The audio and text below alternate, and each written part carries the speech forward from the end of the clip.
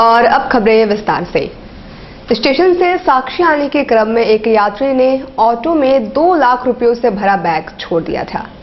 Tempo चालक ने ईमानदारी की मिसाल पेश करते हुए दूसरे दिन यात्री को पैसे लौटा दिया है। शहर के एक ऑटो चालक ने ईमानदारी की मिसाल पेश करते हुए एक यात्री की 2 लाख रुपयों से भरी बैग को वापस लौटा दिया। घटना रविवार की है, जब कोलकाता से आए सौरभ कुमार तिवारी ने स्टेशन से ऑटो लिया और साक्षी में उतर गए, मगर अपना बैग ऑटो में ही भूल गए, जिससे 2 लाख रुपए कैश थे, साथ में पहचान पत्र भी। मैं घाटशिला से लेकर जमशेदपुर ला रहा था मेरे मामा को देने के लिए। तो क्या हुआ, कैसे छूटा आपका? मैं ट्रेन से आया, मैं साक्षी के लिए ऑटो पकड़ा स्टेशन से। हाँ। साक्षी से के लिए ऑटो से स्टेशन पकड़ा। उसके बाद मैं आया साक्षी, पैसे देने के क्रम में मैं अपना बैग भूल गया ऑटो। फिर मुझे 1-2 मिनट बाद याद आया, तब तक मैं फिर दौड़ा, ऑटो निकल चुकी थी। फिर वहाँ से व्यक्ति ने मुझे लाके दिया। ऑटो वाला आपको 2 बार फोन किया था? जी किया था, लेकिन मुझे उस समय इतने कॉल आ रहे थे घर से भी, मैं भी परेशान था, तो मैं ध्यान नहीं दिया।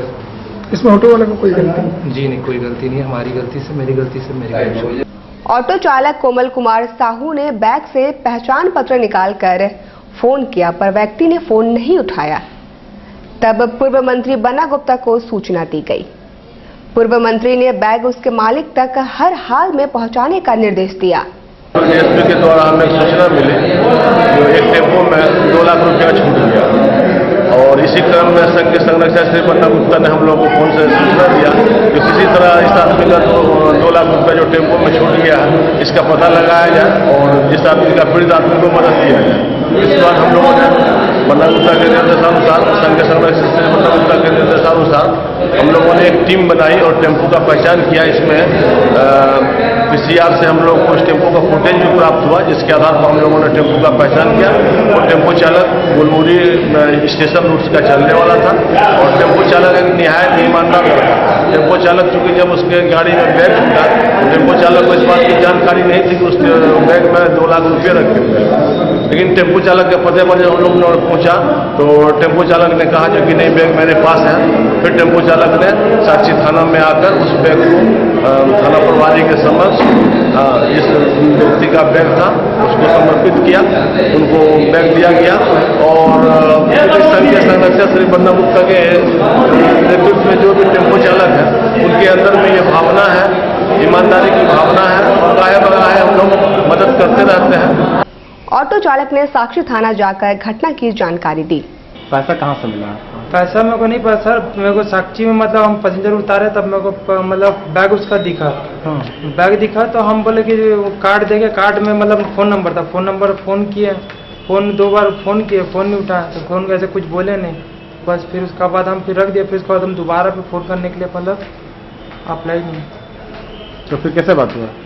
फिर उसका बाद मेरे को स्टेशन में मतलब सर मेरे को मिला, तो बोला कि चलो मतलब जाना साक्षी, तो हम बोले चलिए सर। तो उसी में आकर वही व्यक्ति? हाँ, वही व्यक्ति स्टेशन में मिला? हाँ, वही व्यक्ति स्टेशन में मिला। तो वही मेरे को बोला कि चलो साक्षी मतलब चलना है, तो हम बोले चलिए। तो वही आए, तो ऐसा बात बोले, तो हम बोले सर हाँ बैग तो है सर करके। तो वही बैग, आप बैग को खोले थे, पैसा था? नहीं देखे थे आप? नहीं, वो सब कुछ नहीं मिला। कार्ड मतलब बैग खाली देखे ना, तो सर तब कार्ड मिला। क्या नाम है आपका? क्या नाम है तुम्हारा? कमल कुमार। और घंटों मशक्कत के बाद बैग मालिक को ढूंढ निकाला गया। साक्षी थाना में सिटी एसपी चंदन झा ने सौरभ को रुपयों वापस करवाए और साथ ही ईमानदारी के लिए ऑटो चालक को 5000 इनाम की घोषणा भी की।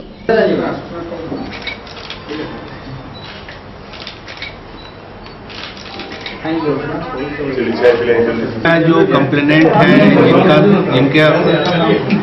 जिनका बैग एक ऑटो में छूट गया था, जिस बैग में उस लड़के का आइडेंटिटी कार्ड, कुछ कैश, आई थिंक 2 लाख रुपए कैश थे, जिसमें कि फ़ोन नंबर भी आइडेंटिटी कार्ड में था। तो जो ईमानदारी का परिचय दिया है ड्राइवर ने, उसने कांटेक्ट करने की कोशिश भी की बाद में, लेकिन शायद किसी कारण बस कांटेक्ट नहीं हो सका। तो फिर थाना प्रभारी की तत्परता से जो चालक के एसोसिएशन है उनको कांटेक्ट किया गया, फिर पता करवाया गया कौन ड्राइवर है। फिर इसने ये तो पहले से ही ट्राई कर रहा था देने का, और जब एसोसिएशन ने बात की तो खुद ले जाके इसने सारा का सारा हैंड ओवर किया। अभी आप लोग के समक्ष पैसा वापस? बिल्कुल, मेरे समक्ष पैसा वापस हुआ है, और कल हम लोग फॉर्मली सीनियर एसपी वरीय पुलिस अधीक्षक महोदय के तरफ से एक प्रशस्ति पत्र इनको देंगे जो ऑटो चालक है, और हम लोग एक प्रोग्राम टाइप रहेगा छोटा, जिसमें कि मैं इसे सम्मान ही मानता हूँ और बाकी लोगों को भी सीखना चाहिए कि जैसा मैं हमेशा बोलता हूँ, नियम का पालन करना बहादुरी है, तोड़ना कायरता है। ऐसे लोग अगर बाकी हो तो फिर हम लोग का भी काम आसान हो जाता है, प्रशासन का काम बहुत ईजी हो जाता है। मैं तो वही बोल रहा हूँ कि ये रोल इस फील्ड में बाकी के लिए रोल मॉडल है। मतलब बाकी को भी समझना चाहिए कि जिस पैसे पे जिसका जो हक है अगर उसको मिले तो ऑटोमेटिक क्राइम हो या बाकी जितने भी डिस्प्यूट है समाज में वो कम हो जाएंगे। तो बाकी के लिए रोल मॉडल है, बाकी को इनसे सीखना चाहिए। असामाजिक तत्वों द्वारा कॉलेज परिसर में घुसकर मारपीट के विरोध में वर्कर्स कॉलेज के छात्रों ने मानगो थाना का घेराव एवं प्रदर्शन किया। सोमवार को कुछ असामाजिक तत्वों द्वारा वर्कर्स कॉलेज परिसर में घुसकर छात्रों के साथ मारपीट की घटना को अंजाम दिया गया। इस घटना से आक्रोशित छात्रों ने कॉलेज के अध्यक्ष हेमंत पाठक के नेतृत्व में मानगो थाना का घेराव किया और सुरक्षा की मांग की है।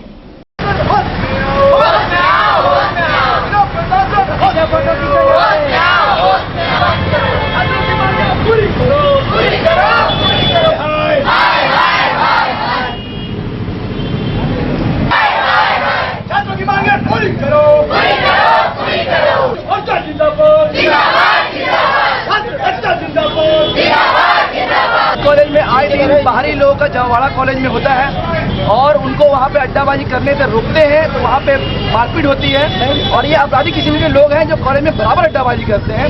इसकी सूचना हम लोगों ने पहले भी लिखित रूप से एसएसपी महोदय को, डीसी महोदय सबको लिख के दिया जा चुका है कि सर कॉलेज में यहाँ पे अड्डाबाजी होता है, मारपीट होता है, छेड़छाड़ होता है, और इस पे हम लोगों को सुरक्षा चाहिए वर्कर्स कॉलेज में। लेकिन प्रशासन के कान में जू नहीं रेंग रहा है। आज एक वाकया हुआ कि कुछ बाहर के लोग आके कॉलेज में एक विद्यार्थी को बेरहमी से पीटे हैं, उनकी आंखों से ब्लीडिंग हो रहा है, और इसके बावजूद फोन करने के बाद भी थाना वहाँ पे 1 घंटे के बाद पहुँचती है। हम लोग इसलिए यहाँ पे बैठे हुए हैं कि वर्कर्स कॉलेज में सुरक्षा प्रदान किया जाए। जब तक सुरक्षा से जुड़े बात पूरा कंप्लीट नहीं होता है हम लोग यहाँ पे नहीं उठेंगे, चाहे आज जो भी हो। अपने 4 सूत्री मांगों को लेकर जमशेदपुर अभिभावक संघ के 6 सदस्यीय डीसी कार्यालय के सामने अनिश्चितकालीन भूख हड़ताल पर बैठ गए हैं।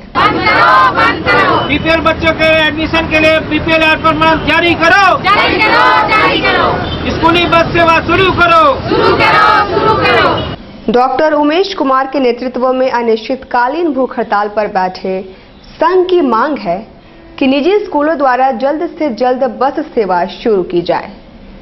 इसके अलावा फीस स्ट्रक्चर सहित अन्य मांगे भी शामिल हैं।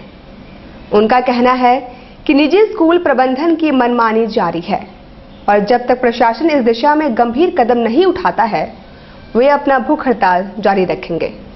आज से उपायुक्त महोदय के कार्यालय के सामने अनिश्चितकालीन भूख हड़ताल पर अपनी 4 सूत्री मांगों को लेकर बैठा है। जमशेदपुर के जो निजी स्कूल जो लीज एरिया में अवस्थित है, आरटीए झारखंड शिक्षा नियमावली के अनुसार ये सरकारी सहायता प्राप्त स्कूल है, तो इनको फ्री रेगुलेट के अधिकार पर रोक लगे, ये अधिकार एचआरडी को है। दूसरी बात है कि स्कूली बस सेवा शुरू की जाए, क्योंकि बच्चे जो है जो निजी स्कूली वाहनों से जाने के लिए मजबूर हैं और घायल हो रहे हैं, कितनी की मृत्यु भी हो चुकी है। और तीसरी जो मांग है कि बीपीएल बच्चों के एडमिशन के लिए बीपीएल आय प्रमाण पत्र जारी किया जाए जिला प्रशासन द्वारा।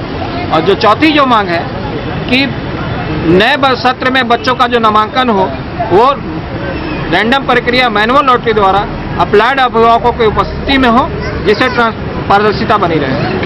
बिरसा नगर जोन नंबर 5 व 6 में भोर लगभग 4 बजे 11,000 वोल्ट का ओवरहेड तार के गिर जाने से करीब 300 घरों के इलेक्ट्रॉनिक्स उपकरण नष्ट हो गए हैं। बिरसा नगर जोन नंबर 5 व 6 में 11,000 वोल्ट के ओवरहेड तार के गिर जाने से हालांकि कोई बड़ा हादसा नहीं हुआ, पर करीब पूरे क्षेत्र के 300 घरों के फ्रिज, टीवी, मीटर सहित अन्य इलेक्ट्रॉनिक्स उपकरण जलकर नष्ट हो गए हैं। घटना से लोगों में काफी आक्रोश है और लोग इसे विभाग की लापरवाही बता रहे हैं। सुबह का वक्त होने के कारण लोग बाहर मौजूद नहीं थे, वरना बड़े हादसे से इनकार नहीं किया जा सकता। सो के उठे तो पूरा मीटर में आवाज़ आ रहा था झट। उसको देखे तो मीटर पूरा जलने लग गया था। इसमें सामने का पूरा घर में जल रहा था, 3-4 घर इधर भी है, इधर जलने लग गया था पूरा मीटर पे। उसका सब तरफ आवाज़ आ रहा था। अचानक क्या हुआ ना कि लड़की देखी तो एकदम जल रहा है, तो बोली माँ उठो उठो। तो हम लोग सब उठे, तो फिर हल्ला की, तो ये लोग सब बगल में थे, सब आके यहाँ पर सब खड़ा हुए। फिर लड़का लोग हम लोग फिर बाहर निकल के फिर ये किए, तो ये लोग बांस लेके फिर ये किए, तो जाके ये वाला 4:30 करीब हो, 4 के बाद ही ऐसे 4 का बाद ही सब। क्या जानकारी क्या मिला आप लोगों को? क्या जानकारी क्या मिला? जानकारी भड़म भड़म कर आवाज कर रहा था। आवाज कर रहा तो उठा, देखा कि इसमें से आग निकल रहा है। दोनों एकदम खत्म हो गया, एकदम पूरा जल के पूरा मेल्ट होके नीचे एकदम गिरा हुआ था। और रात में तो साउंड बहुत ज्यादा था, पूरा इतना जोर से साउंड था, जैसा लग रहा था मतलब क्या इस टाइप के। और पूरा आग, पूरा एकदम हाँ पूरा आग जैसा ब्लास्ट हुआ।